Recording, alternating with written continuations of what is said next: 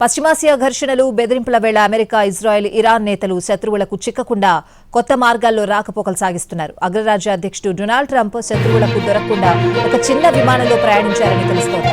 పటిష్ట భద్రతకు నెలవైన air force 1 వదిలి యుఎస్ మిలిటరీకి చెందిన చిన్న విమానాన్ని వాడారు ట్రంప్. ఇటీవల టర్కీలో జరిగిన నాటో సదస్సు అనంతరం ఆ దేశాన్ని వీడేటప్పుడు ఈ రహస్య ఫ్లైట్ ను ఎంచుకున్నారని సమాచారం.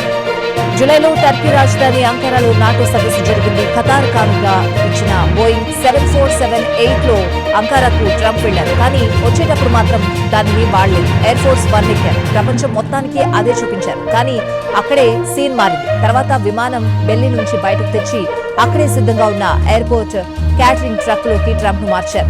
ఆ తర్వాత ఆయన్ను C-32A విమానంలోకి ఎక్కించి రహస్యంగా టర్కీ దాటించారు. అక్కడి నుంచి బ్రిటన్ వెళ్లారు. ఎయిర్ ఫోర్స్ 1 లో పాత్రికేయులు, ఇతర సిబ్బంది ప్రయాణించారు. ట్రంప్ ఆ విమానంలోనే ఉన్నారని శత్రువులను నమ్మించేందుకు ఆయన భద్రత దృష్ట్యా ఈ ఏర్పాట్లు చేశారని తెలుస్తోంది. జూలై 8న ఈ ఘటన జరిగిందని తెలుస్తోంది. అప్పటికే ఇరాన్, అమెరికా మధ్య ఘర్షణలు తీవ్ర స్థాయిలో కొనసాగుతున్నాయి. అదిగాక టర్కీకి అత్యంత సమీపంలో ఇరాన్ ఉంటుంది.